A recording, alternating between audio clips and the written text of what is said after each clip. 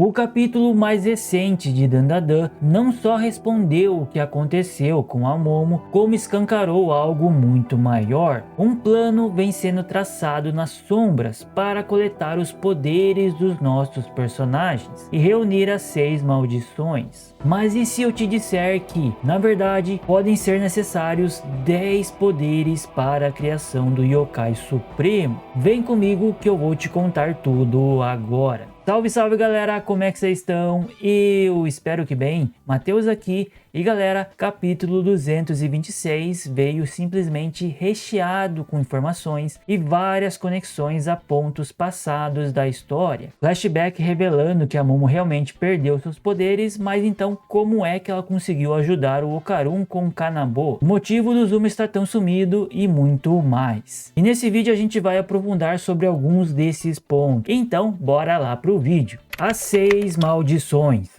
É muito interessante o momento em que o Conde Saint-Germain afirma que 6 maldições são necessárias para extrair o verdadeiro poder da Carta dos Contos de Fadas. Porque logo em seguida o Tatsu nos apresenta aquela imagem simbólica, que nada mais é do que uma representação da árvore da vida cabalística, misturada com a versão criada pelo Athanasio Kirch. A árvore da vida cabalística é um diagrama das tradições místicas judaicas que representam a estrutura divina, o processo da criação e o caminho de evolução espiritual do ser humano. Colocando as imagens lado a lado, fica claro que o design é praticamente o mesmo. No entanto, vocês vão perceber que a árvore da vida cabalística e a árvore da vida Kircher possuem 10 nós, também conhecidos como Sefirotes, que representam as emanações através das quais Deus interage com o universo, frequentemente interpretadas como estágios da criação ou aspectos da psique humana. E desses 10 nós, 6 já foram revelados pelo Tatsu. A Alice de Momo ocupa o lugar da coroa, a Branca de Neve de Koki que ocupa o lugar da sabedoria, o João e a Maria de Zuma que ocupa o lugar do entendimento, a Pequena Sereia de Rin e Mai que ocupa o lugar da misericórdia, a Chapeuzinho Vermelho que ocupa o lugar do julgamento e o Pinóquio que ocupa o lugar da harmonia. Sabemos que o grupo ainda busca 2 maldições, mas e quanto aos outros 4 nós? Se repararmos bem na ilustração do Tatsu, dá para ver que ele deliberadamente mostrou apenas a metade superior da árvore e que existe claramente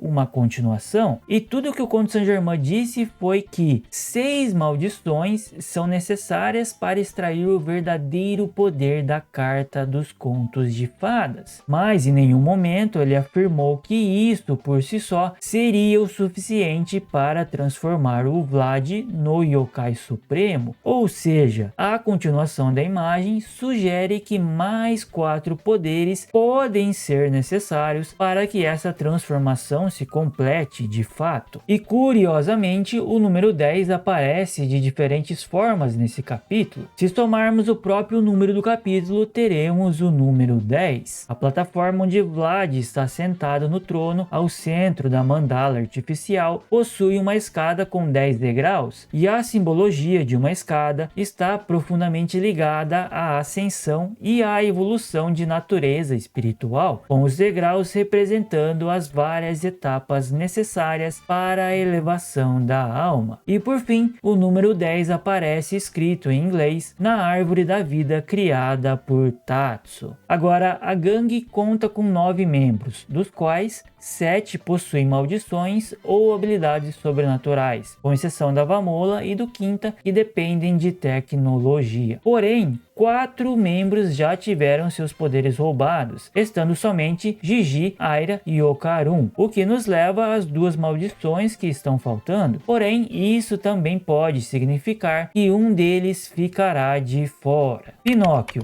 Eu continuo achando que o Gigi é o candidato mais forte para representar o Pinóquio, dado que ele era uma marionete de madeira que queria se tornar um menino de verdade, aludindo ao fato do Mal-Olhado ser uma criança criança que passou a vida inteira aprisionada, desejando apenas ser normal e brincar com outras crianças. Por outro lado, temos o Okarun, que também passou por várias transformações ao longo de sua história, assim como Pinóquio. No conto, Pinóquio começa como um boneco de madeira, depois se transforma em um burro, é engolido por uma baleia e no final acaba se tornando um menino de verdade. Já o Okarun começa com um garoto inseguro e fraco, ganha os poderes da vovó Turbo, perde suas quintamas e se torna alguém forte e confiável. Mais tarde ele recupera suas quintamas e devolve esses poderes para a vovó Turbo, mas descobre que seu corpo mudou e agora ele possui uma capacidade física maior. Passa um tempo sem poderes até que recebe o Kanabo, que ele usa pela primeira vez contra Doris, uma baleia alienígena. Além do que, o Kanabo de Okarun pode crescer de tamanho, assim como o nariz do Pinóquio. Porém, o único problema é que, até onde sabemos, o Okarun não possui mais um poder para ser roubado, o que enfraquece bastante essa possibilidade. Chapeuzinho Vermelho. A Chapeuzinho Vermelho, como eu já comentei no vídeo da análise, tem grandes chances de ser a Aira. Vocês até comentaram sobre a possibilidade de ser o Barão Vermelho, e realmente ele tem algumas conexões interessantes com o conto, como por exemplo, ele é chamado por várias pessoas de Senhor Vermelho e está sempre usando uma capa quando sai em público, e pode muito bem ser vermelha. Mas, se fosse ele, por que então o poder ainda não foi roubado e entregue ao Vlad? Talvez porque ele ainda seja útil para os planos do Conde Saint-Germain, ou talvez simplesmente não seja ele. Mas voltando a Aira, no conto, o lobo mau se passa pela vovozinha para devorar a Chapeuzinho. Já em Dandadan, a acrobata sedosa tenta se passar pela mãe da Aira e chega a devorá-la. Depois disso, assim como no conto, a Aira é resgatada, sem contar que a acrobata sedosa acabou devorando o Okarun também. E se a gente der uma forçadinha de barra, daria para dizer que o Okarun representa a vovozinha que foi engolida pelo lobo, já que nessa ocasião ele estava com os poderes da vovó Turbo. Porém, entretanto, todavia, pode ser que o Tatsu não esteja fazendo uma correspondência literal de 1 para 1, significando que os personagens de Dandadan podem ser mais uma representação da ideia e símbolos do que necessariamente uma cópia exata dos contos. Conde Saint-Germain. No mundo real, o Conde é famoso por diversas áreas, uma delas sendo a alquimia. A alquimia medieval misturava química, filosofia, astrologia e misticismo, buscando tanto a transmutação da matéria quanto a elevação espiritual. A mandala a qual o Vlad está conectado tem uma aparência artificial, cercada por trepadeiras gigantes que se ligam a ela e que passam a sensação de um grande experimento alquímico sendo realizado. Isso me faz pensar que o Conde Saint-Germain talvez esteja usando o Vlad como peça de um plano maior, possivelmente porque isso contribui de alguma maneira na sua busca pelo Dandadan. Vlad não parece ser o tipo de vilão que se importa com outra coisa além de poder, e o Conde Saint-Germain pode ter prometido a ele que o faria a criatura mais forte de todas, quando na verdade ele estaria colocando seu próprio plano em ação por debaixo dos panos, e quem garante que ele não irá roubar os poderes do Vlad assim que o Yokai Supremo for concluído, já que no capítulo 163, logo após o Saint-Germain roubar o poder da carta dos contos de fadas, ele diz que seu objetivo é conhecer todos os mistérios presentes nesse mundo, colecionar todos os objetos encantados e artefatos que existem, e que até mesmo o poder dos espíritos será somente dele. Então, quando chegar a hora, poderá ser revelado que Vlad é apenas mais um componente para os planos de Conde Saint-Germain. Uma dúvida que surgiu lá na primeira interação entre o Saint-Germain e a Momo no capítulo 215, logo após a maldição dela ter sido quebrada, finalmente foi respondida no capítulo 226, que é que o Conde já sabia que a Momo não possuía mais seus poderes, quando ele cruzou o caminho dela lá na escola. Porém, apesar dessa resposta, novas perguntas surgem quase que imediatamente, como qual foi o real motivo do Saint-Germain ter entregue o apito para a Momo? Será que ele estava tentando ganhar a confiança dela e por consequência do grupo? Será que ele realmente se preocupa com o bem-estar dela? Mesmo que ele já esteja em posse do poder da Momo, é possível que ela ainda seja uma peça fundamental dentro dos seus planos. Ou talvez seja porque o Conde Saint-Germain não queria permitir que a Momo caísse nas mãos dos serpos, então deu a ela uma forma de pedir ajuda, já prevendo que mais cedo ou mais tarde ela voltaria a ser atacada. Momo.